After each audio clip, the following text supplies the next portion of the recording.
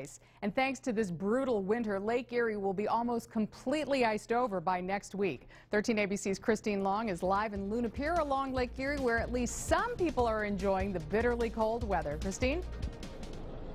Ice fishermen can't get enough. They are burning vacation days, calling this a nice break from the mild winters we've had. But it turns out a lot of ice on the lake is good for the overall health of the lake, a hot button issue considering the green blobs the last few years, the algae blooms.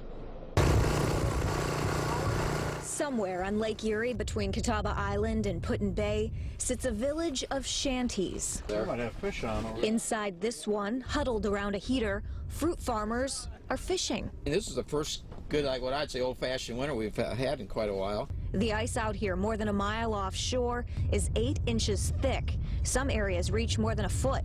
Yeah, there's always concern for thin ice everywhere, but we feel pretty comfortable coming out right now. It's been a good fishing year for us. Of course, current, it's always, working the ice a little bit. So, yeah, you got to be extremely cautious out here at all times. It's getting better every day. Absolutely. I mean, we gained, I'd say, 1.5 to 2 inches ice last night.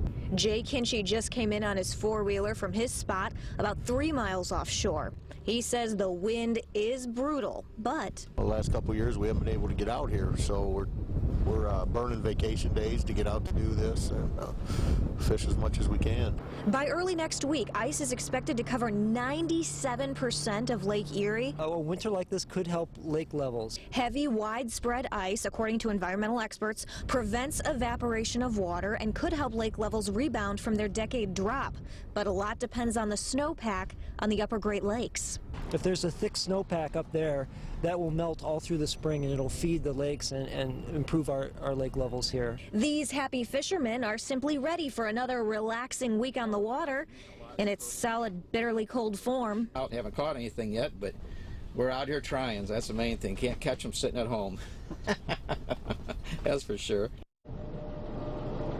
What about the algae blooms? Dr. Bridgman says what happens in the winter won't impact those because they're a summer phenomenon. They are responsive to the weather we get in May and June, not January. Reporting live from Luna Pier, Christine Long, 13 ABC Action News. That gentleman in Christine's piece called it an old-fashioned winter. Many of us call it very harsh winter weather this year.